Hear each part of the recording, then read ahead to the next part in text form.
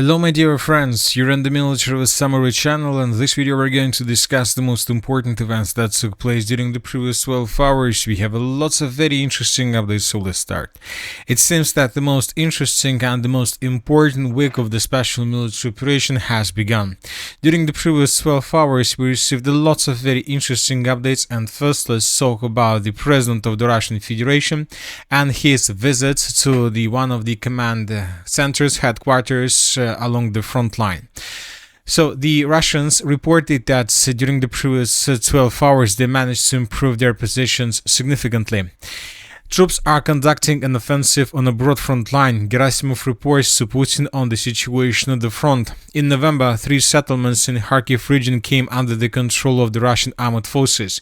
Russian armed forces captured about 100 buildings daily in Siversk.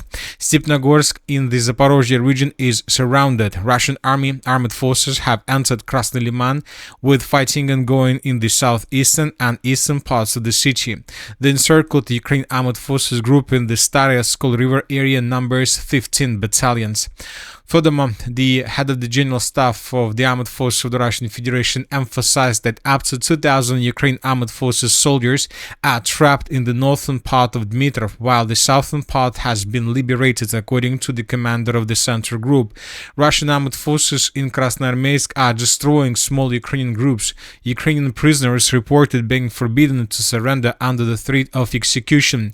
Ukrainian drones have been recorded attacking Ukrainian soldiers approaching Russian positions with their hands raised. The offensive continues to develop in the direction of Novopavlovka in the Dobropillia region. So Russians during the previous 12 hours gave us lots of interesting updates and insights about the situation on the ground.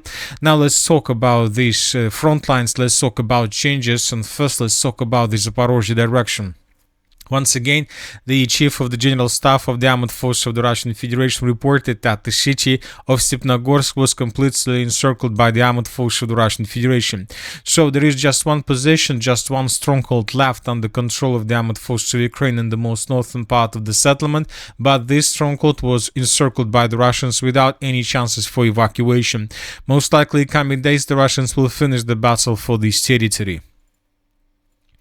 As for the eastern Zaporozhye direction, during the previous 12 hours we received lots of very important updates.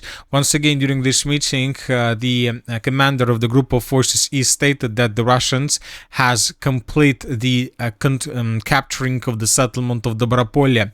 So based on the report published by the Minister of Defense and the Chief of General Staff, we adjusted the map. This is the situation by the end of the 1st of December, and we received a report that the Russians captured up to 50% of the settlement, and by the morning of the 2nd of December the Russians managed to establish complete control over the territory.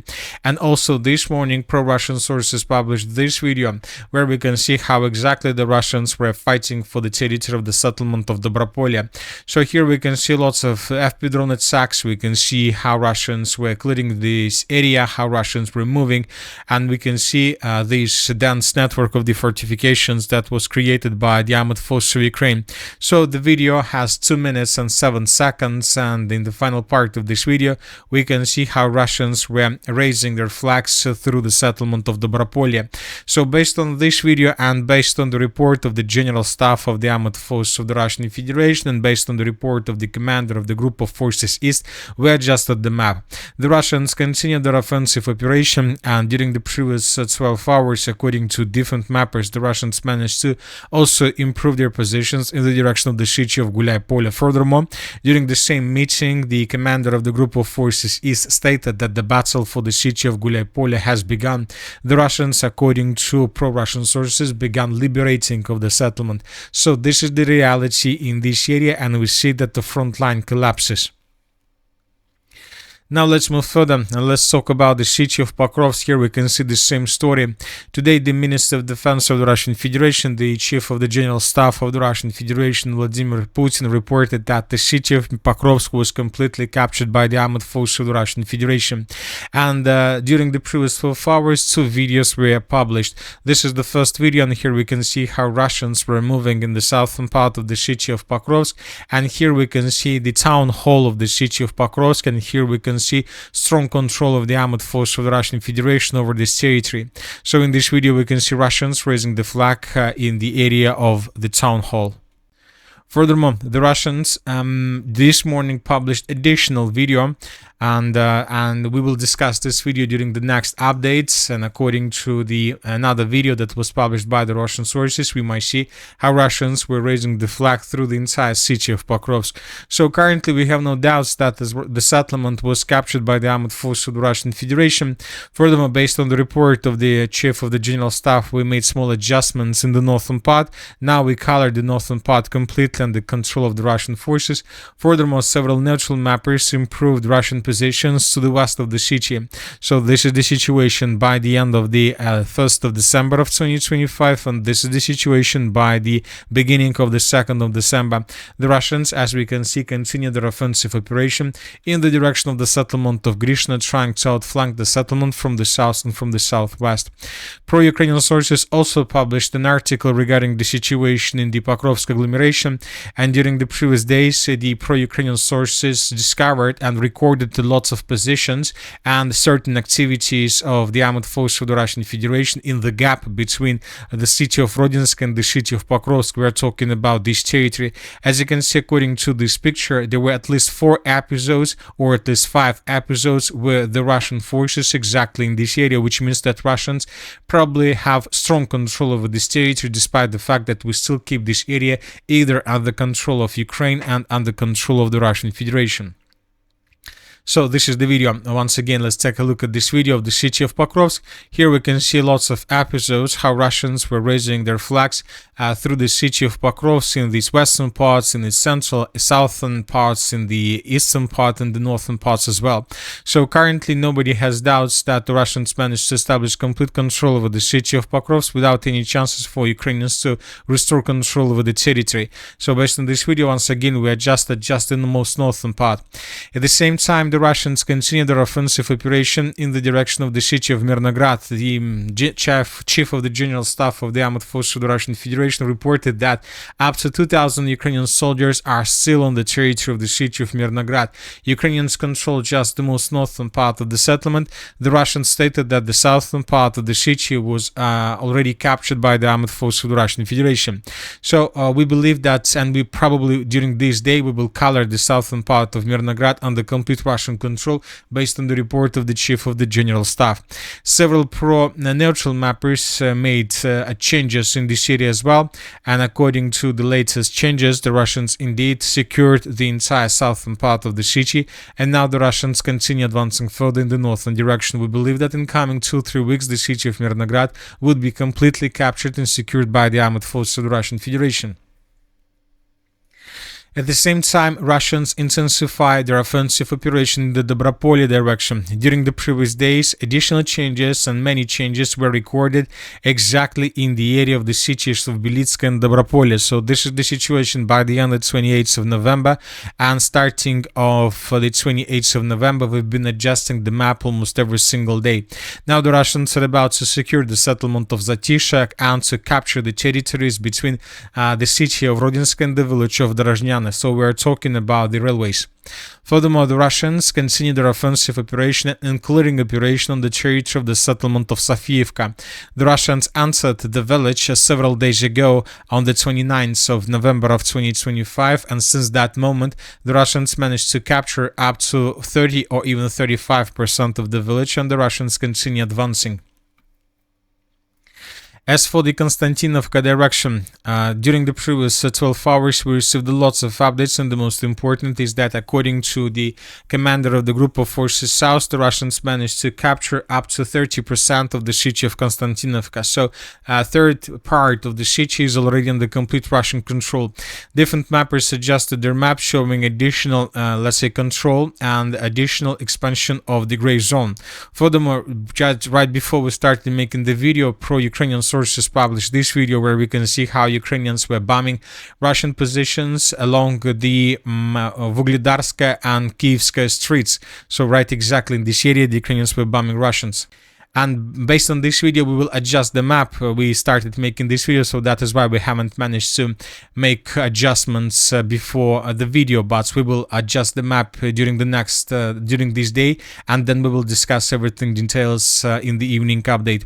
Furthermore, I would like to remind you that just yesterday we got a report that Russians managed to establish complete control over the settlement by the name of Kalinova, which is located to the north of the city of Konstantinovka. And based on these reports, based on this configuration of the front line, we believe that Ukrainians will not be able to hold positions for a very long period of time. As for the Sivers-Liman direction, during the previous nights, pro-Russian sources confirmed that the clashes continue on the territory of the Sivers. The city of Sivers, Russians, according to information we have, secure up to 100 buildings a day, which means that it will take them probably another 10 or probably 20 days before they will be able to finish the battle for the territory completely. Furthermore, the chief of the general staff and the head of the group of forces west confirmed that Russians answered the city of Liman from the east and from the southeast, and that the clashes are taking place already on the territory of the city limits, in the city limits. And as for the western Kupinsk direction, the Russians reported that 15 battalions of the armored forces of Ukraine were blocked by the Russians without any chances for evacuation. And now let's discuss the northern direction, the northeastern part of the Kharkiv region. The Russians stated that they also managed to establish complete control over the city by the name of Volchansk. So if you remember, during the previous days we were talking about the situation. If you remember, I told you that 2 days ago Ukrainians destroyed the flag in the most southern part of the settlement, and based on this video we adjusted the map, and during 2 days ago we came to the conclusion that most likely the Russians began the preparation of the video with flags through the city of Volchansk, and we believe that today this video will be published, and based on the report of the general staff we have adjusted the map. So the battle for the city of Volchansk finished. Now the Russians will answer the Kharkiv operational space and will begin offensive operation in the direction of Belый Kolodец. So we believe that in coming days we're going to get more and more updates about the situation in Ukraine and about the situation along the line of combat contact. But during the previous 12 hours we also received lots of interesting political updates, and the most important is that, according to information we have, the former chief of the general staff of the armored forces of Ukraine, Valery Zaluzhny, returned back to Ukraine. He returned back to Ukraine, and as for now it's very difficult to understand what is the purpose of his visit of Ukraine. Maybe he is going to replace Zelenskyy, or maybe he is going to probably take part in the presidential race, which most likely that the presidential race and presidential elections can be announced in coming days by Zelenskyy or by the Ukrainian parliament. At the same time, Zelenskyy yesterday with the visit came to France, where he had meeting with the president of France, Macron, probably trying to get additional security guarantees from France and maybe even personal security guarantees for himself, because Zelenskyy, as I understand, doesn't have anywhere to run, but he needs to, as everybody in the world understands.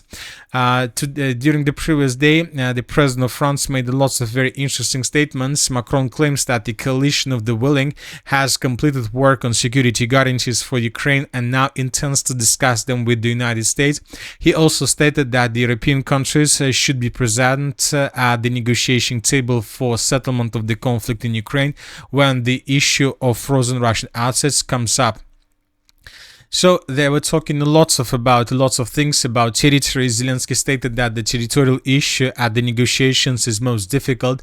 Only this question was discussed for 6 hours. Now the peace plan looks better. Furthermore, we got report that Zelenskyy today is going to travel to Ireland, where he is going to have a meeting with Witkov. I would like to remind you that today Witkov is coming to the territory of the Russian Federation, where he is going to present a plan to the president of the Russian Federation. So that's why Zelenskyy will try to have a short meeting with him on the territory of Ireland. Most likely Zelenskyy will once again ask him to probably protect Ukrainian positions and to stand for, let's say, just and lasting peace favorable to Ukraine. But something tells me that Steve Witkov is not going to change anything. Maybe some kind of provocation is going to happen. Very difficult to say. And probably one of the most important update is coming from the territory of Washington. Today, the President of the United States of America, Donald Trump, has suspended aid to Ukraine due to widespread corruption in the country. Trump believes that Ukraine authorities are abusing American taxpayer support, the White House stated. So we see that the political regime, the military forces, and many other important aspects of Ukraine have collapsed this morning, or about to collapse in coming hours. And telling the truth, indeed, there are very high chances that today or these days the United States of America and the Russian Federation will be able to find a solution how to peacefully settle the conflict in Ukraine, and most likely Zelenskyy will resign also in coming weeks. And that's it for the short video. Military Summary channel reminds to condemn any violence in the world. Thank you for watching. Subscribe to my channel, put your likes, join my Patreon, and have a good day. Bye bye.